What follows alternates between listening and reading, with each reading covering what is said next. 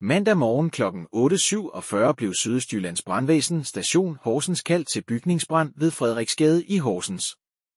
Ved ankomst var der en tydelig lugt af røg. Brandvæsenet gik hurtigt i gang med at få deres slanger ud og sendte røgdykkere ind i bygningen. Brandvæsenet havde også deres stige i vejret, men aldrig i brug. Brandvæsenet havde situationen under kontrol, og de fik også spærret området omkring. Opdatering.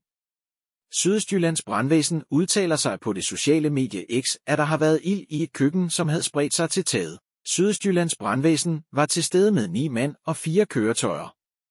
Sydøstjyllands politi var også til stede.